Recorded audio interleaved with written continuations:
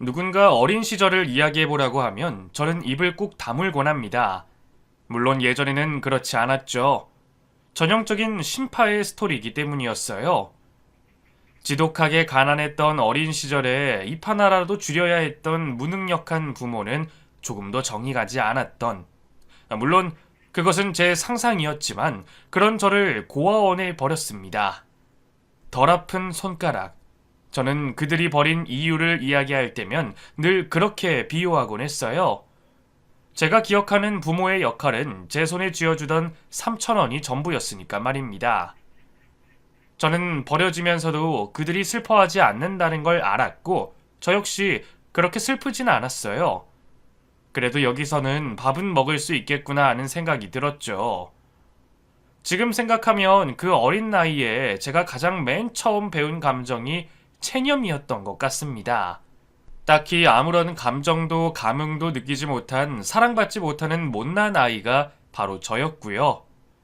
저는 그렇게 고아원에서 자라게 됐습니다.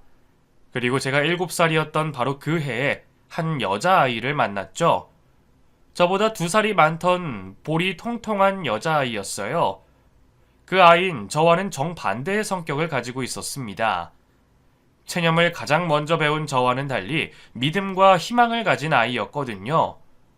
그리고 그 아이는 방학이 시작되면 아침 일찍 일어나 고아원 입구를 지키고 앉아있곤 했죠. 넌 왜 이렇게 매번 사람을 피곤하게 하냐? 아침부터 이게 뭐야? 넌 아니고 누나라고 했잖아. 내가 너보다 2살이나 많아. 그니까 나보다 누나인 주제에 왜 매번 무섭다고 나더러 같이 있어달라고 해? 그야 혼자 있으면 내가 친구 없다는 것처럼 보일까봐. 엄마 아빠가 얼마나 마음 아프시겠어. 그러니까 네가 있어야지. 그니까 왜 나냐고. 나 너 되게 싫어해. 우리 친구도 아니거든? 다른 애들은 다 같이 놀고 이야기도 하니까 같이 기다려달라고 할 수가 없어. 내가 만만하다 이거야? 그리고 기다려도 부모 같은 거 안 와. 와! 온다고 약속했어. 꼭 방학 되면 올 거라고 했어. 벌써 3년이야. 그럼 너 버린 거야. 여기 있는 애들 중에 부모가 몇이나 데려갔을 것 같아? 난 아직까지 한 명도 못 봤어. 아니야. 우리 엄마 아빠는 거짓말 안 해. 당장이라도 올 것 같은 표정을 지었지만 입술만 꽉 깨물고는 제 손만 꼭 잡는 그 아이. 저는 그 뒤로는 그 아이를 더 이상 설득시키려고 하지 않았습니다. 울리고 싶지 않았으니까요. 그 아이 말로는 부모님에게 울지 않기로 했다고 손가락을 걸고 약속했다고 했죠. 그 약속을 자신이 지켜야만 부모님이 자기를 찾아올 거라고 생각하는 아이에게서 희망을 빼앗고 싶지 않았고요. 그렇게 저는 그 아이를 지켜주기 시작했습니다. 실상 저희 고아원은 그렇게 풍족하진 않았어요. 굶지는 않았지만 늘 부족했고 학대를 당하지는 않았지만 늘 공허한 그런 곳이었습니다. 사람들이 고아원 하면 떠올리는 극단적인 부분은 전혀 없었죠. 이를테면 학대를 한다거나 그 반대로 어떤 천사 같은 분이 자식처럼 돌봐줬다거나 드라마와 같은 요소도 없었어요. 그저 무표정하고 건조한 얼굴로 저희를 대했고 저희 역시 크게 반항하거나 떼를 쓰지는 않았습니다. 딱 일정한 거리를 지키는 그런 사이였거든요. 때문에 아이들끼리 싸우거나 서로 파벌을 나누는 것에도 관심을 두진 않았어요. 그렇기 때문에 저는 그 아이를 지키려고 무척이나 애를 썼습니다. 이게 뭐야? 너 또 싸웠어? 이제 중학생인데 너도 자꾸 싸우지 마, 응? 그럼 너처럼 맞고 다닐까? 넌 언제까지 당하기만 할 거야? 너도 싸워. 또 너 누나라고 부르라니까? 누나, 아니, 너. 됐어. 그리고 난 걔들처럼 살지 않을 거야. 돌봐줄 부모가 없어도 똑바르게 자랄 거고 그게 날 지키는 거라고 생각할 거야. 네네, 아주 천사가 나셨네요. 어디서 날개 타는 냄새 안 나나? 장난치지 말고 너도 약속해. 뭘 약속하라는 거야? 바보처럼 살라고? 누나 너처럼? 그래, 바보처럼 살아. 부모가 우릴 버린 건 어쩔 수 없어. 이미 그렇게 된 거니까. 그런데 지금 너 하는 짓은 부모를 위한 복수가 아니야. 너 자신만 다치게 하는 거야. 누군가 버렸다면 너라도 스스로를 지켜. 부모가 널 아끼지 않았다면 너 스스로라도 돌봐. 치, 근데 부모가 우릴 버렸다니? 너도 기다리는 거 그만할 거야? 근데 포기는 안 해. 이제 기다리는 건 그만할래. 내가 얼른 커서 찾으려고. 넌 지겹지도 않냐? 아직도? 아니다, 됐다. 지겹지. 나도 사람인데. 근데 네가 있어서 기다릴만 해서 기다리는 거거든. 치, 바보네 바보. 약속이나 해 얼른. 새끼손가락을 걸고 약속을 하는데 이전과 달리 제 얼굴은 빨갛게 달아올랐고 그게 저의 첫사랑의 시작이었던 것 같아요. 잔소리를 빨래처럼 늘어놔도 온통 그게 제 걱정이었고 꿈꾸는 얼굴로 미래를 말하면서도 늘 제가 담겨 있었던 예쁘고 바르기만 한 그 소녀. 솔직히 어떻게 그런 아이를 사랑하지 않을 수가 있었겠어요. 하지만 그 사랑은 그 아이의 소원이 이루어지면서 묻어야 했습니다. 그 사람의 부모가 정말로 찾아왔던 거였죠. 그때를 떠올리면 정말 아무 생각이 나지 않아요. 그녀의 부모는 울고 무릎을 꿇고 그녀의 손을 잡고 있었죠. 만나자마자 터뜨릴 것 같았던 그녀는 울지 않았습니다. 그리고 제게 뭔가를 말하는데 정작 저는 아무것도 들리지 않았고요. 그저 제 속에 뭔가 뜨거운 게 끓어오르는 느낌만 났던 것 같습니다. 그리고 그녀는 제 손을 잡고 저에게 매달렸고 눈물을 흘렸어요. 저는 그런 그 사람을 보면서 울면 안 되는데 하는 생각만 스쳤죠. 그리고 뒤늦게 그녀에게 해줄 수 있는 게 뭔지 깨닫게 됐어요. 저는 그녀의 손을 뿌리쳤고 무감각한 얼굴로 잘가 하고 짧게 말했습니다. 울고 소리치는 그녀를 뒤로하고 천천히 걸어 그곳을 빠져나왔어요. 그 이후 저의 삶은 달라질 거라고 생각했습니다. 이전처럼 싸움도 하고 나쁜 친구들과 어울릴 줄 알았죠. 하지만 어딜 가나 그녀의 잔소리가 저를 쫓아다녔어요. 스스로를 괴롭히지 말라고, 스스로를 아끼라는 말이 말입니다. 그리고 마지못해 걸었던 그 새끼손가락이 저를 감시하는 기분이 들었죠. 그래서 열심히 살았습니다. 잘하지 못하는 공부도 노력했고요. 물론 딱 거기까지였습니다. 드라마처럼 공부로 성공하거나 뭔가 잘 해낸 건 없었어요. 그저 평범한 성적을 받았고 그럭저럭 사고 안 치고 산 게 전부였습니다. 그렇게 성인이 됐을 때 저는 고아원을 나오게 됐고 홀로 서기를 시작했어요. 그냥 먹고 살려고 이왕 태어났으니 산다는 생각으로 하루하루를 그렇게 살았습니다. 그런데 그런 제 앞에 그녀가 다시 나타났어요.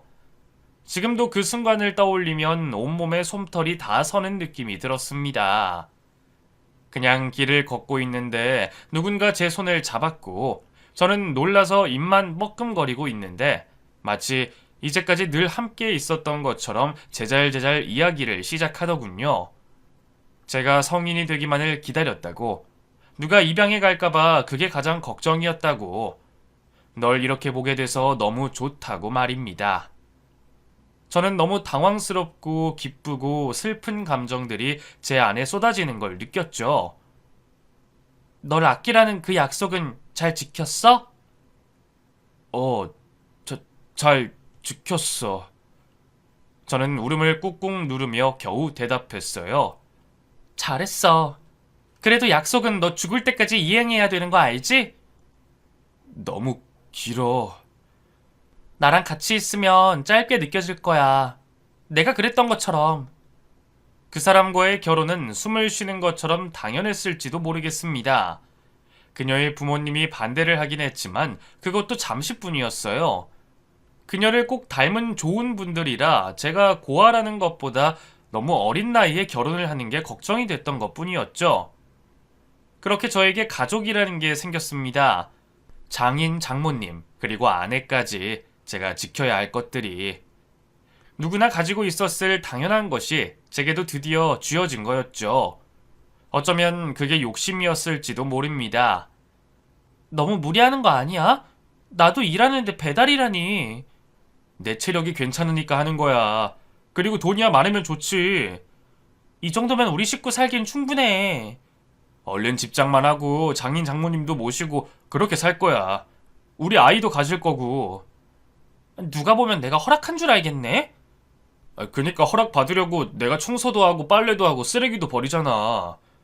정말 못 말린다. 그래도 무리하지 마. 응? 나 무섭단 말이야. 알았어. 적당히 몇 건만 하고 그럴게. 알았지? 당시 아내는 꽤 좋은 회사에 다니고 있었고, 저는 공장에서 기술자로 나쁘지 않은 급여를 받고 있었어요. 사실 그 정도면 저희 둘은 여유롭게 살고 장인 장모님도 무리하지 않고 모실 수 있었죠. 그럼에도 이 가장이라는 책임감 혹은 욕심 때문에 저는 무리하게 일을 늘렸습니다. 그 사람과 함께 있는 시간이 줄었지만 그만큼 더 오래 함께할 미래를 위해서라고 타협을 했고요. 제가 그렇게 돈에 집착했던 이유를 그때는 몰랐습니다. 단순히 장인 장모님께 용돈을 드리고 싶은 마음, 좋은 집에 살면 아내가 행복할 거라는 확신이었던 것 같아요. 하지만 지금은 압니다. 제가 그토록 돈에 집착했던 것은 지독한 가난 속에서 돈 때문에 가족에게 버려진 그 상처 때문이라는 걸 말이죠. 때문에 가족을 유지하는 것은 돈이라고 무의식적으로 생각한 것 같아요. 헌데 그때는 그걸 전혀 상상하지 못했고 제가 잘못했다는 것도 몰랐습니다. 그래서 저희가 계획하지 않은 아이가 생겼을 때 그 집착은 더 심해지기 시작했어요. 몸이 약하다는데 일은 그만둬야지. 그러다가 애들 잘못될까봐 난 너무 걱정돼. 쌍둥이라니까 날이 가면 갈수록 몸에 더 무리가 갈 거야. 다들 아이 가지고도 일하는데 그건 아닌 것 같아. 나도 일하고 싶고. 돈은 내가 알아서 할 거야. 나 그 정도 능력도 되고. 그래도 너 능력 좋잖아. 그러니까 아이 낳고 그때 돌아가자. 응? 내가 더 잘할게. 또 무리할까봐 난 그게 걱정이 되니까. 무리한다는 건 본인만 아는 거지. 난 힘들지 않아. 그러니까 무리도 아니고. 우리 제대로 시간 가지고 이야기도 한 적 없잖아. 이건 아니야. 응? 젊으니까 이때 하는 거지. 나중에는 하고 싶어도 못해. 알잖아. 알았어. 일은 그만둘게. 하지만 무리하지 마. 응? 일을 하겠다는 그 사람의 고집까지 꺾으면서 저는 아내가 일을 하지 못한 만큼 더 하려고 욕심을 냈습니다. 제게 그것은 가족을 지키는 일이었고 너무나 당연한 일이었거든요. 그래도 다행인 것은 아이들이 건강하게 태어났다는 겁니다. 문제는 아내가 그 뒤에 몸이 많이 안 좋았다는 거였어요. 자주 체하거나 심한 두통으로 몸살을 앓았고 때문에 일을 다시 시작하는 게 무리가 있었죠. 상관은 없었습니다. 제가 더 열심히 하면 되니까요. 제게 좋은 아빠란 책임감 있는 그런 사람이었습니다. 저희 아버지와는 다른, 그러니까 무능력하지 않으며 세상을 탓하기보다는 스스로를 독려할 줄 아는 가장이었죠. 저는 그런 아버지가 되기 위해서 무던히 노력했어요. 누군가는 미쳤다고 하고 누군가는 독종이라고 할 정도로 돈을 벌었던 것 같습니다. 때문에 아내와 그 무렵 잦은 다툼이 있었죠. 결국 아이들이 2살이 됐을 때 아내도 다시 회사에 나가게 됐어요. 나 혼자 얼마든지 감당할 수 있는데 왜? 더 이상은 못 보겠어. 저녁에 하는 일이라도 하지 마. 응? 지금 당신 몸도 안 좋잖아. 그러니까 정신적인 부분도 커. 애들 곁에 있는 것도 아빠가 할 역할이야. 알았어. 애들이랑 시간도 보낼게. 대신 무리하지 마. 응? 모든 것이 정상으로 돌아갔습니다. 그러다가 문제가 생기기 시작한 건 장인어른이 뇌졸중으로 쓰러지면서부터였어요. 후유증으로 인해서 장모님은 아이들을 돌볼 수 없게 됐고 아내는 손이 한참 많이 가는 아이들을 두고 회사에 나갈 수 없게 된 거였죠. 그래서 저는 이전처럼 회사 일과 다른 일을 병행하게 됐어요. 하지만 문제는 이전처럼 무리해서 일을 하는 게 너무나 육체적으로 힘들었다는 겁니다. 아침에 일어나는 게 힘이 들고 혼자 가만히 있어도 한숨이 날 정도로 피곤했어요. 그때 저는 너무 욕심내지 말고 좀 쉬어야겠다 하는 생각이 처음 들었던 것 같습니다. 그렇게 늦은 밤에 하는 배달 아르바이트를 그만두려 했는데 사람이 구해질 때까지 일을 하겠다고 통보한 그날 사고가 나고 말았어요. 죽을 수도 있었던 그 사고에서 저는 엄청난 통증과 함께 깨어났던 게 기억이 납니다. 깨어났을 때는 이미 한 번의 수술을 끝낸 뒤였죠.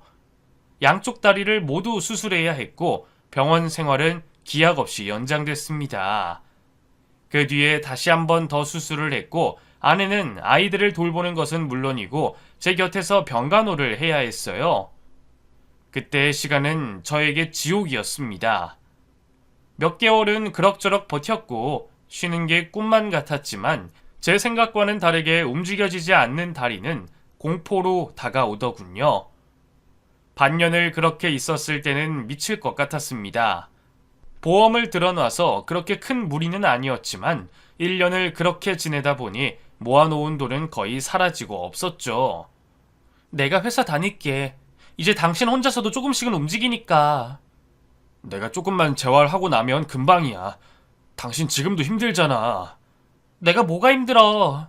아빠 몸 불편해서 아무래도 돈도 들고 아이들 돌봐주시는 분에게 들어가는 돈도 있고 이것저것 생각하면 한 사람이라도 얼른 벌어야지.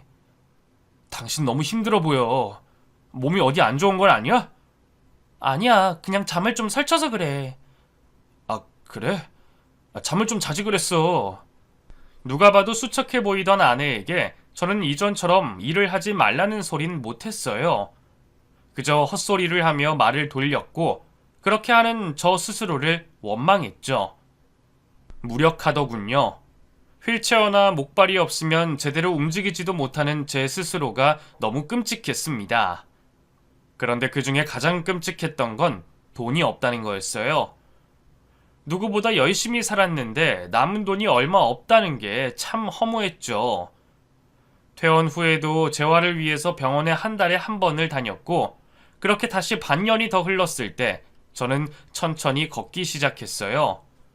그때는 크게 다리에 이상이 없는 사람처럼 보였지만 이전처럼 강도 높은 운동은 하지 못하는 수준이었죠. 그때 저는 아내 대신에 아이들을 돌봤고 아내는 저를 대신해서 일을 하기 시작했습니다. 아내는 예전에 저처럼 일찍 나가고 아주 늦게 귀가했죠. 그때서야 아내의 마음을 알겠더군요. 아내의 표정, 숨소리, 눈빛만 봐도 얼마나 피곤한지 느껴졌죠. 그래서 저는 일을 시작하는 걸 조금 앞당겼습니다. 제 일은 기술직이었기에 일을 구하는 건 어렵지 않았고 마침 그날 일을 그만두라고 집에서 조금만 쉬라고 그렇게 말할 참이었어요. 그런데 그날 아내는 집에 들어오지 않았습니다. 제가 전화를 계속 걸었을 때 전화를 받은 곳은 병원의 직원이었죠. 제대로 달리지도 못하는 다리를 하고 병실 안으로 뛰어들어갔을 때 아내는 평온한 표정으로 잠이 들어 있었어요. 길에서 의식을 잃고 쓰러진 걸 발견했다고 합니다. 그리고 뒤늦게 알게 된 사실은 아내의 병명이었어요. 의사는 이전에 방문 기록이 있고 치료 시기를 계속 뒤로 미뤘다는 것과 상태가 좋지 않다는 걸 제게 설명했습니다. 뇌종양이라고 하더군요. 아내가 병을 숨긴 게 저 때문인 걸 모르지 않았고 저는 그 자리에서 울다가 쓰러지고 말았습니다. 아내를 살려야 한다는 생각만 들었고 저는 무리인 줄 알지만 장모님께 아이들을 맡겼어요. 당신 한참 일하고 그럴 때 한 동생을 만났거든? 근데 그때 말이야. 괜찮은 척 하지 마. 치료할 거야. 아직 다리 안 좋지? 계속 일하는 거 안 힘들어? 이렇게 내 병간호까지 하고. 말 돌리지 마. 수술할 거야. 전세금도 다 뺐고 청약이고 뭐고 다 해지할 거야. 애들 생각해. 단순한 문제가 아니야. 그리고 나 위험한 곳에 자리 잡아서. 열어보기 전까지는 모른다고 했어. 의사가 그렇게 말했고. 그런 거 무섭지 않아. 근데 난 수술 잘못되면 어디 하나 잘못될 수도 있대. 그러면 돈? 그 걱정을 왜 해? 그건 내가 알아서 한다 했잖아. 저는 쓰레기였습니다. 누구보다 돈을 생각하는 건 저였으니까 말이죠. 아내가 그렇게 일찍이 치료를 포기한 것은 바로 저 때문이었습니다. 후회는 늘 꼬리에 꼬리를 물고 자라났어요. 내가 그렇게 이를 악물고 돈에 집착하지 않았다면, 내가 아내와 좀 더 많은 대화를 나눴다면, 내가 애초에 다쳐서 병원에 입원하지 않았다면, 내가 아이들을 낳자고 우기지 않았다면, 아내와 애초에 결혼하지 않았다면, 나의 부모가 날 버리지 않았다면, 아예 내가 태어나지 않았다면 이 사람은 살 수 있지 않을까. 그리고 나중에는 또 하나가 추가됐죠. 그때 내가 아내에게 수술을 하자고 하지 않았다면 얼마나 좋았을까 하고 말입니다. 수술을 진행했지만 결국 손을 댈 수 없어 다시 닫아야 했다고 하더군요. 그리고 그 이후에 아내는 눈을 감았습니다. 빌어먹을 저는 그때 피로에 시달려 코를 골면서 자고 있었고요. 아내의 마지막도 보지 못한 병신 같은 놈, 못난 놈, 죽일 놈이 바로 저였습니다. 그까지 잠 좀 못 자면 어때서 그게 뭐라고 그렇게 깊게 잠들어 버렸는지 저는 아내의 평온한 얼굴을 보면서 목 놓아 울었어요. 그리고 그때 든 생각 중에 가장 최악이었던 게 어떻게 남은 사람들을 내가 돌보지? 였습니다. 진짜 저 정말 바닥이죠? 언제는 가족이니 뭐니 했다가 현실적으로 계산기를 두드리는 인간이었으니까요. 그때 장모님이 제게 말씀하셨습니다. 자네가 못 들은 게 아니야. 저 아이는 원래 그랬어. 일부러 조용히 빨리 떠났을 거야. 장모님, 하지만 제가 얼마나 못된 놈인지 아세요? 아시죠? 모르네. 그리고 그 아이도 몰랐을 거야. 고아원 나와서도 온통 자네 자랑만 했었어. 자기를 지켜주고 기다려주고 사랑해줬다고. 저 사람 없으면 저는 죽어요, 장모님. 저 사람 말고 제가 죽었어야 했어요, 제가. 그러면 사망보험금이 나왔을 테고 그걸로 미리 수술도 하고. 그때 장모님은 제 뺨을 후려치셨습니다. 그리고 눈물을 흘리시더군요. 죽었다고 해도 뇌는 몇 분이나 살아있다고 해. 내 딸 앞에서 그런 말 하지 말게. 제발 날 두고 가지 마. 응? 나 데려가. 누나라고 부를게. 제발 나 좀 데려가. 나도 죽고 싶어. 나도 살기 싫어. 저는 아내를 끌어안고 오열했습니다. 남겨진 아이들을 생각하게. 우리처럼 못난 부모가 되지 말아야지. 응? 그 순간 이전에 아내가 제게 말했던 이야기가 떠오르더군요. 누군가 버렸다면 너라도 스스로를 지키라던 말. 부모가 널 아끼지 않았다면 너 스스로라도 돌보라는 그 말이요. 마치 아내가 죽고 싶다는 저를 꾸짖는 것처럼 느껴졌습니다. 저는 그때 마음을 먹었어요. 나를 위해서 살 수 없다면 아이들을 위해서라도 살자. 적어도 나처럼 크지 않게 하자고 말입니다. 딱 장례식을 치르는 동안만 아내를 그리워했어요. 물론 불쑥불쑥 아내 생각이 나는 걸 멈추진 못했지만 그럴 때마다 아이들을 돌봤고 일에 전념했습니다. 쌍둥이들은 하루가 다르게 자라났고 아이들이 초등학교에 입학하던 해 장인어른이 돌아가셨어요. 그리고 그때부터는 크지 않은 집을 얻어서 장모님과 함께 살기 시작했습니다. 아이들이 엄마에 대해서 묻기 시작한 것도 그때였죠. 자신의 친구들이 모두 엄마가 있다는 사실에 갑자기 서러워졌을지도 모르겠네요. 엄마? 엄마는 천사 같은 사람이었어. 엄마가? 아빠보다 더? 아빠랑은 비교도 되지 않지. 정말 너무 천사 같았어. 고아원에 봉사활동도 하고. 아빠는? 봉사활동 안 했어? 아빠는 그 고아원이 싫었거든. 엄마도 그랬을 텐데 꼭 봉사활동을 가더라. 싫은데 왜? 그 정도로 좋은 사람이었으니까 싫어도 참고 갈 정도로. 정말로 그랬죠. 그곳은 우리에게 친절하지 않았고 한참 뒤에도 마찬가지였습니다. 하지만 아내는 그랬기에 더더욱 그곳을 가겠다고 했어요. 적어도 누군가에게는 기다릴 수 있는 의지라도 되어주겠노라 말했죠. 아내에게 있어 그것이 나였고 자기도 나와 같은 사람이 되고 싶다고 말입니다. 그 이야기를 하다가 문득 저 역시도 그곳에 가야겠다는 생각이 들었어요. 어쩌면 하나의 핑계로 보고 싶은 아내의 발자취를 더듬어 가고 싶었을지도 모르겠습니다. 그렇게 그곳에 봉사활동을 다니기 시작했어요. 거창할 거 없는 단순한 노동이었습니다. 평일 내내 일을 하고 주말에도 일을 할 때도 있었지만 꼭 한 번은 가려고 노력했고요. 아이들과 장모님도 함께일 때도 있었죠. 장모님은 대부분 딸이 떠올라서 많이 힘들어하셨고 아이들은 그저 그곳에서 만난 친구들과 어울려 노는 데 집중했어요. 결국 일을 하는 건 거의 저의 몫이었죠. 그때 어떤 여자를 만나게 됐습니다. 저기요, 저기 할머니랑 일행분이시죠? 네, 저희 장모님인데 왜 그러시죠? 애들 잡고 눈물 흘리는 것 좀 그만하게 하면 안 될까요? 네?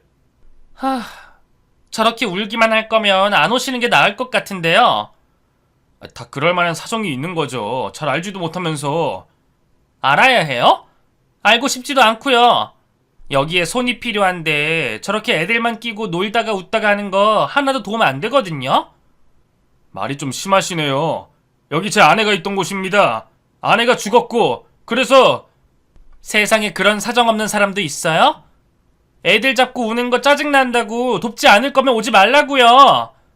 뭐 도덕적 우월감 그런 거 느끼고 싶어서 오는 건가요? 그 여자는 정말 짜증나는 여자였습니다.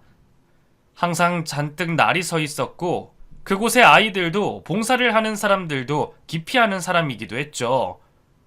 저 역시 그녀가 너무 싫었어요. 계속 지켜보니 아이들 자체를 별로 좋아하지 않는 사람이라는 것도 금방 알 수 있었습니다. 근처에만 와도 피했고 아이들이 손을 잡으려는 것조차 소스라치게 놀랐고요. 이해가 되지 않더군요. 아이를 싫어하는 사람이 굳이 고아원에 봉사를 꾸준히 오는 이유를 몰랐습니다. 저희는 거의 볼 때마다 으르렁거렸고 점점 그 여자가 싫어졌어요. 그렇게 몇 년의 시간이 흘렀고 저희는 서로 적당한 거리를 두고 지냈습니다. 그러다가 어느 날 그 사람이 제게 먼저 다가오더군요. 그러니까 뭡니까? 오늘은 장모님도 오지 않았는데. 그게 아니라 저기 중학생 남자아이요. 그 아이 좀 따로 만나봐 주시면 안 될까요? 제가 근처에 가면 자꾸만 도망을 쳐서요. 뭐 불만이라도 있어서 대신 전달하라는 거면 불안해서 그래요. 눈빛이 그래요. 아무래도 나쁜 생각을 하고 있는 것 같고요. 애들 싫어하는 거 아닙니까? 왜 관심을 가지죠?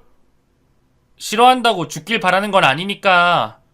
그리고 쟤들이 미워하는 건 부모인데 대부분 스스로한테 책임을 묻고 상처를 주더라고요. 그건 불공평하잖아요. 순간 저의 아내가 떠올랐습니다.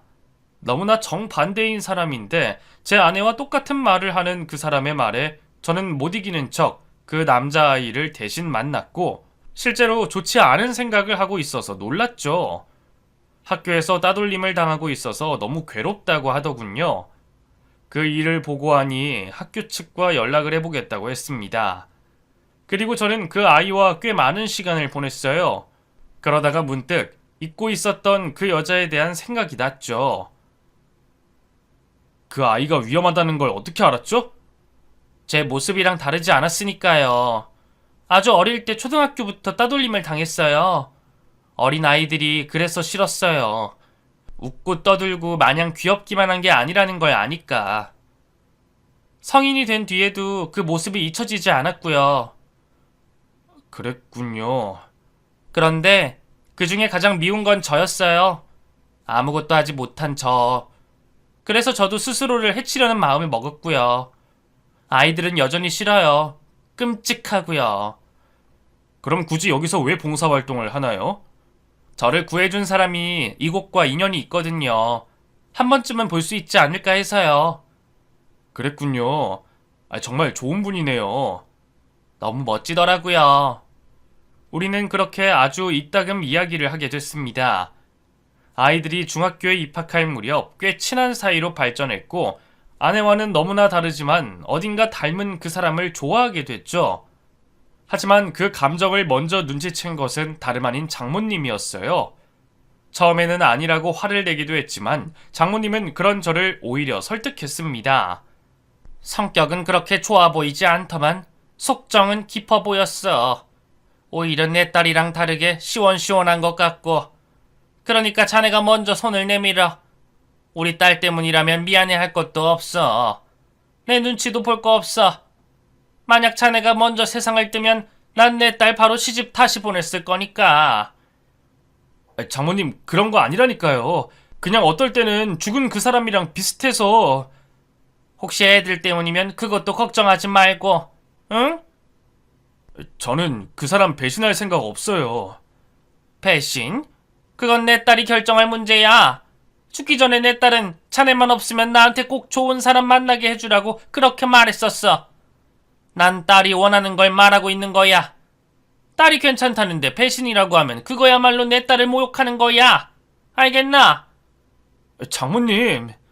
내 딸 속 좁은 사람으로 만들지 마. 시간 내서 한번 데려와 밥이나 먹이게. 어차피 불가능할 거라고 생각했어요. 치사하지만 저는 그래서 한 발을 뒤로 빼고 있었던 걸지도 몰랐죠. 아이들은 끔찍하게 싫어하는 그 사람이, 더구나 저보다도 나이가 어린 그 사람이 아이가 둘이나 있는 남자와 결혼할 리 없다고 그렇게 생각했으니까 말입니다. 그래서 저 역시 자꾸만 주책 없이 흔들리는 제 마음을 다잡으려고 던져본 말이었어요. 혹시 나랑 결혼할 마음 있어요? 그런데 그런 저를 빤히 보던 그 여자가 고개를 끄덕였습니다. 나랑 결혼할 마음이 있다고요? 그렇게 여러 번 결혼할 마음은 없는데 결혼은 한 번만 하죠. 이전처럼 돈을 많이 벌지도 않았고 중학생인 아이들 둘을 케어하느라 여유도 없었던 저였기에 그 사람의 반응은 저를 놀리는 것처럼 느껴질 정도였어요. 하지만 그 사람은 진심이었고 솔직히 저는 너무나 두렵기만 했습니다.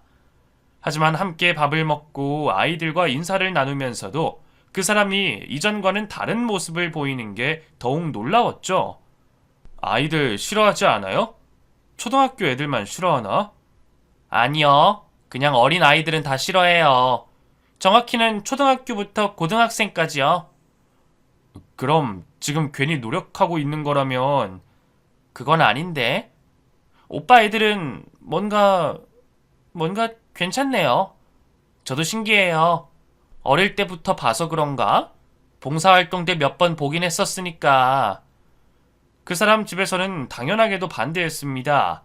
아이 둘이 있고 장모님까지 모시고 사는 남자 집에 어떤 부모가 반대를 하지 않을까요? 당연한 거였죠. 하지만 그 사람은 생각보다 성격이 있었습니다. 머리를 깎아버리겠다던 부모님 바로 앞에서 가위를 빼앗아 직접 잘라버리기까지 했어요. 저는 그 상황이 너무 놀라서 결혼을 하지 않겠다고 말했지만 그 사람은 끝까지 밀어붙였습니다. 그리고는 짐을 챙겨 저희 집으로 들어왔죠. 아무리 그래도 부모님한테 이렇게 하면 나중에 후회해요. 제가 전학을 보내달라고 했을 때 저한테 나약해서 당한 거라고 하셨던 분들이죠. 모든 책임이 저한테 있다고 했고 제가 따돌림 당할 짓을 했다고 그렇게 생각하시는 분들이었어요. 자식만 부모한테 대못을 박나요? 이번에 제가 대못을 박았으니 비긴 걸로 할 거예요. 우린 그렇게 결혼식 없는 결혼을 하게 됐습니다. 이전과 크게 달라지지 않은 그런 삶이었지만 제게도 기댈 곳이 생겨서 더없이 마음이 놓였던 것 같네요. 아내와 꼭 닮은 장모님과의 사이도 나쁘지 않았고 우려했던 아이들도 서서히 받아들이기 시작했습니다. 아내는 전처와 다르게 살갑거나 따뜻하지 않아도 진심으로 아이들을 대했어요. 저 아줌마, 저 전학 좀 보내주시면 안 될까요? 왜? 누가 너 괴롭혀? 그럼 당장 보내줄게. 참지 마. 그건 아니고요. 그냥 다른 학교 다니고 싶어서요. 너 동생은 어쩌고? 그리고 그런 일 아니면 뭐하러 학교를 옮겨? 아빠, 그냥 난 1+1이 되는 게 싫어서 그래. 어? 그래, 그건 그렇다. 좋아, 다른 학교 알아보자. 여보, 그건 안 된다니까? 뭐하러 이중 삼중 돈을 들여서. 난 이해가 안 돼. 쌍둥이라도 둘은 엄연히 달라. 근데 꼭 쌍둥이 낳은 부모들은 옷도 멋도 똑같이 해서 보내려고 하더라. 그건 부모 욕심이야. 그냥 2배로 행복한 거지. 애들을 꼭 붙여놓을 필요 있어? 그리고 오빠도 제발 같은 생일 선물 좀 사오지 마. 맞아요. 너? 나도 동의해요. 맨날 똑같은 거. 난 핑크 별론데. 아내는 굳이 노력하지 않고도 친구처럼, 동네 언니처럼 그렇게 저희 가족 안으로 스며들었습니다. 그리고 그렇게 저와 함께 한 지 반년이 됐을 때 죽은 아내의 제삿날이 다가왔어요. 그 사람이 없을 때 저와 장모님 그리고 아이들이 상의를 했고 아내 손으로 그 사람 제사상을 차리는 건 아니라는 결론을 냈죠. 그런데 이를 전해 들은 아내는 참석이라도 하게 해달라고 하더군요. 처음에는 그냥 여행이라도 다녀오라고 호텔이라도 예약해준다고 했지만 계속 고집을 피우기에 어쩔 수 없이 허락을 했습니다. 어차피 한두 해 하고 끝낼 제사가 아니었으니까요. 일 때문에 조금 늦어진 아내를 뒤로하고 먼저 상을 차리고 차례로 절을 하고 있는 순간 아내가 들어섰습니다. 가방을 안방에 놓고 숙연한 얼굴로 제사상 앞에 선 아내의 눈치를 살피고 있는 그때 그 사람이 그 자리에 털썩 주저앉더군요. 이제까지 한 번도 본 적 없는 우는 모습을 저는 봤습니다. 장모님도 아이들도 놀라서 머뭇거리고 있는데 아내가 전처의 제사상 앞으로 기어가더니 사진을 부여잡고 오열하더군요. 언니? 언니 왜 여기 있어? 언니가 왜? 언니? 그 사람이 어찌나 서럽게 우는지 어정쩡하게 서 있던 아이들도 하나둘 울기 시작했고 저는 그 상황에서 뭘 해야 할지 몰라 아내의 등만 토닥여주고 있었습니다. 장모님도 그 곁으로 다가와 우는 그 사람의 눈물을 닦아주더군요. 아내는 전처의 사진에 떨어진 자신의 눈물을 닦고 또 닦아내며 소중한 그것을 지키려는 것처럼 몸을 웅크리고 사진을 끌어안고 있었어요. 이 사람이야, 오빠. 내 생명의 은인. 너무 멋졌던 언니. 내게 살아갈 이유를 준 사람. 고아원에서 그렇게 기다렸던 바로 그 사람이라고. 그 사람이 당신의 은인이라고? 아내는 떨리는 눈을 들어 저희 아이들을 하나씩 살폈습니다. 그리고 오라는 듯이 손짓을 했죠. 그리고는 아이들을 끌어안더군요. 그랬구나. 그래서 너희들이 싫지 않았구나.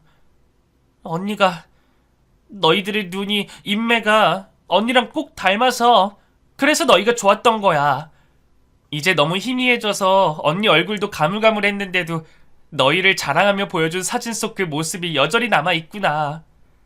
아내는 자신이 죽기로 결심했을 때 전 아내를 만났다고 합니다.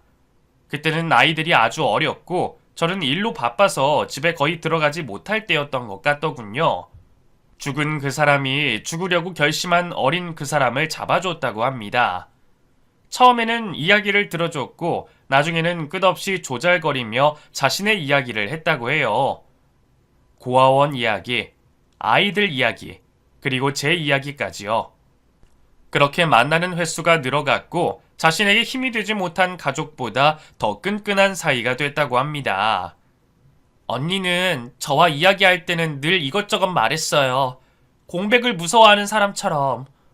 그래서 물었더니 제가 그 짧은 틈 사이에 나쁜 생각을 하는 게 싫었다고 해요. 제가 뭐라고 그렇게 애를 쓰는지. 제게는 언니가 유일하게 소중한 사람이 됐는데 갑자기 어느 날부터 보이지 않았죠. 절대 그럴 사람이 아니었는데 혹시나 했는데 이런 일이 있었다니. 생각해보니 아내가 몇 번이나 어떤 동생 이야기를 하려고 한 적이 있었어. 그게 당신인가 봐. 정작 그때 나는 너무 바쁘고 힘들어서 듣지 못했는데. 언니가 너무너무 보고 싶었는데 이런 식은 아니었는데. 그 사람은 아이들과 함께 또다시 울기 시작했고 장모님도 참고 계시던 눈물을 흘렸어요. 저 역시도 가슴을 치며 후회를 곱씹었습니다. 정신을 차린 후에도 저희는 밥을 먹다가 울고 치우다가 울기를 반복했던 것 같아요. 그러면서 밤새 저희는 죽은 그 사람 이야기를 했습니다. 어린 시절에는 잘만 물어보던 아내의 이야기를 더 이상 하지 않던 아이들도 제게서 듣지 못했던 이야기까지 모두 듣게 됐고요. 저 역시도 아내의 몰랐던 부분을 알게 됐죠.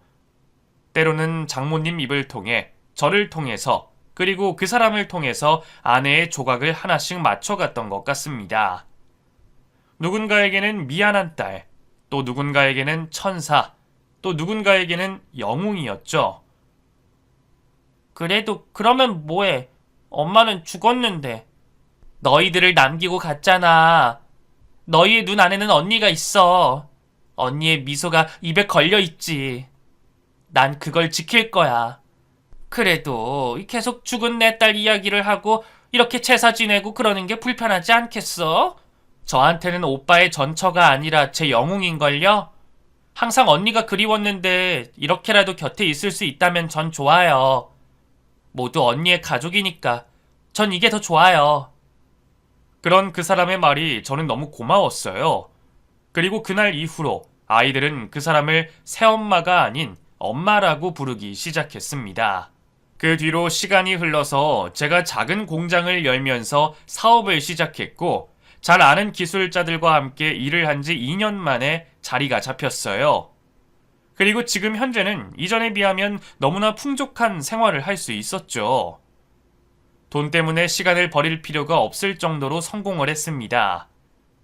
그렇게 좀 많이 늦었지만 올해 7월에 제대로 된 결혼식을 올리려고 준비하고 있어요. 이전에 그 사람에게도 늘 미안한 마음뿐이었지만 지금의 아내에게도 마찬가지입니다.